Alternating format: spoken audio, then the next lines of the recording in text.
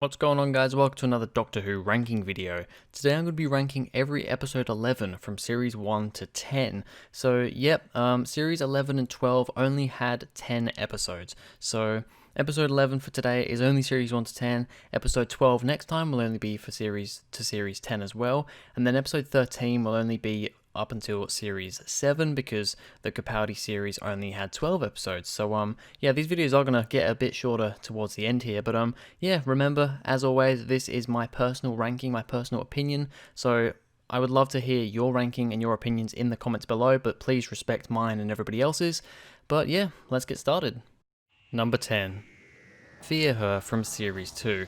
I'm sure most people would have been expecting Fear Her to be at the number 10 bottom spot, and yeah, it is by far the worst, which is crazy for me to say because the RTD era, and especially the David Tennant era, is my favourite era of the whole show, but Fear Her is definitely the weakest story in that whole era. And it is by a decent margin the weakest episode 11. This episode 11 spot is actually a pretty good spot. The top like 5 or 6 are really close. But yeah, Fear Her, really, it's not terrible in my opinion. I don't hate it as much as some people do, but it's very boring. It's very boring. Chloe Webber's just a bit annoying, as in like the actress is a bit annoying and flat, and yeah, the episode's just a bit weird, and the whole Olympic thing as well, where the Doctor carries the Olympic torch, is a bit weird, and altogether it's just not the most exciting story. Has some good funny moments with David Tennant and Billie Piper, but other than that, it's not really a great episode. Number 9. The Lodger from series 5. Now this one seems to be pretty hit and miss with people. Some people really like it, some people really don't. I mean, to be honest, I'm not in the really don't like it. For me, it's just kind of okay. It's kind of meh. I think I'd give it like a 6 out of 10 maybe, so for me that's a little bit below average. The Lodger, I think, is fun enough for what it is. I love like the Doctor, playing soccer and or football and absolutely acing it and destroying Craig and that, and Craig's not happy about it. Everybody loves the Doctor and Craig's kind of left behind, and I like that whole thing. I mean, I like Craig as a character and his girlfriend, I can't remember her name right now, but yeah, they're fine. I think the story in this one is a little lackluster, especially how it kind of gets resolved by love in the end. I don't hate it as much as I hate Closing Time's end, Craig's other story, but yeah, for me it's just kind of, it's a bit meh, it's a bit of a meh story. I'll watch it, it's fine, but it's nothing special. Number 8. Boomtown from series 1. Now here's an episode that I actually enjoy more every time I watch it. And I mean, it's down the bottom of this list, but from kind of 7, maybe 6 onwards, these are really close. So yeah, Boomtown at number 8 isn't terrible. This one has some great character stuff with the Doctor, with, Margaret, the Slovene. I can't remember her actual name. I think we just call her Margaret, but she actually has a Slovene name as well. Great moments with those two. I love how we've got Captain Jack here as well, off the back of Empty Child, Doctor Dances. You've got Mickey in this one doing some funny stuff as well. I love the moment where the Doctor keeps bringing Margaret back with the sonic screwdriver and he's like, I can do this all day. It's just really funny. I love that whole chase scene in general. It's one of my favourite parts. You've got the awesome dinner scene where, Margaret's trying to kill the Doctor, but he keeps on going with it. He knows what's going to happen. The reason this one does get a bit lower is because, yeah, it's a little bit just kind of this is a build up for the finale with the whole TARDIS thing, and yeah, it is a bit slow in places, but otherwise very enjoyable. Number 7. Darkwater from series 8. This is the first part of the 2-part finale for series 8, so it's Peter Capaldi's first finale, and yeah, I think Darkwater's pretty good. I would say it's the better part of the two, which isn't always the case. A lot of the time, the second part's the more action-packed, crazy part. With this one, though, I just think it kind of loses track and loses focus a bit in Death in Heaven. Whereas Darkwater's a really interesting start. We get to know who Missy actually is. She's actually the Master right at the end, the big cliffhanger for the end of this one. Awesome cliffhanger. We've got all the Cybermen coming back. And, kind of imagery from the invasion, the second Doctor story there as well, which I think is really cool. You've got Danny Pink who dies, and I think the stuff with him in kind of the, the cloud or whatever you want to call it, the world that he's in after the afterlife, basically, heaven, that's pretty interesting. Yeah, this one honestly isn't too bad. Number 6. The Crimson Horror from series 7. This is an episode that I think I actually like a little bit more than a lot of other people. It's definitely not a crazy, amazing, superb story, but I think it's an above average, decent story. This actually comes after the recent passing of the actress who played Mrs. Gillyflower. She just passed away only a couple of days ago, I think, from when I'm recording and uploading this, so very sad to hear that. But yeah, the Crimson Horror, honestly, I think it's an interesting one for me because this story is set in Yorkshire. Everybody has very Yorkshire accents, and I'm originally from Yorkshire. I come from West Yorkshire, so I think that in itself is pretty funny for me. It's like, oh yeah, there's kind of something, a little bit homely about this in a weird, creepy way. But generally, I do quite like the story. I like the pacing. I like how the Doctor gets, put in the big vat thing, and he's like a horrible red monster. I like Miss Gillyflower and Mr. Sweet in that. I think it's interesting, and I love the end as well. I think it's an awesome way for the blind daughter to end up killing basically Mr. Sweet and Miss Gillyflower in the end. Just a really enjoyable episode. Number 5. Heaven Sent from Series 9. Now, yes, some people are probably thinking, what, you've got Heaven Sent at number 5? Yes, but that just shows how good this episode slot is. This is the halfway mark, and from this point onwards, I think I give Heaven Sent maybe a 9 or a 9.5 out of 10. Every episode after this, I give a 10 out of 10.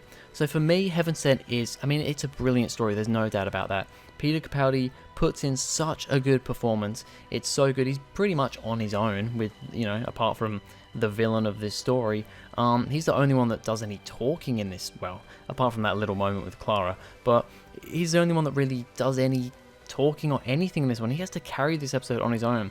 And it's a really well thought out episode. It's done so well. It doesn't get boring. I don't quite give it a 10 out of 10 personally because although it doesn't get boring, it is a little bit repetitive. It is quite repetitive, but it's done very well. So Heaven Sent is a true masterpiece. For me though, it isn't my favourite Series 11 because it's only at number 5. Number 4. The God Complex from Series 6. Now putting this one ahead of Heaven Sent for a lot of people is probably a little bit questionable.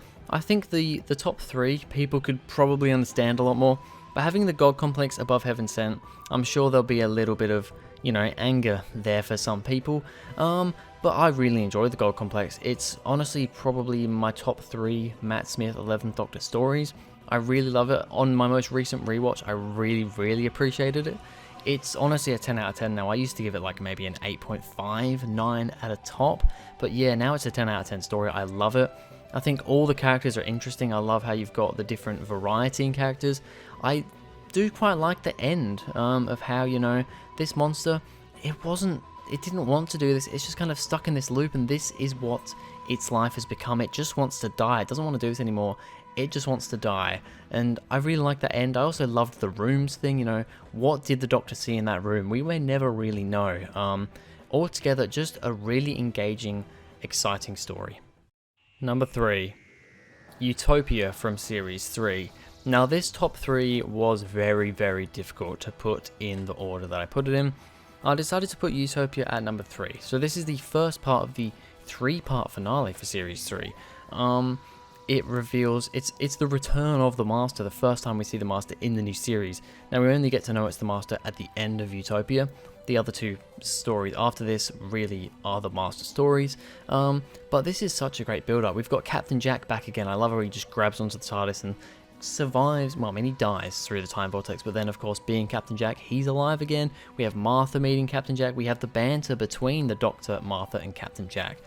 We have the great moment where the Doctor and Jack are talking when, Jack's trying to remove, to get the engine done in the radiation room. That's a great scene. You've got all the stuff with Yana, Professor Yana. When he opens the watch, he becomes the Master. It's such a great moment. And then when the Doctor, Martha, and Captain Jack are stuck outside the TARDIS and they've got the, the future kind outside, and such a great cliffhanger as well. And it's a brilliant start to a pretty good 3-parter that does go downhill towards the end, but yeah, it definitely starts top notch.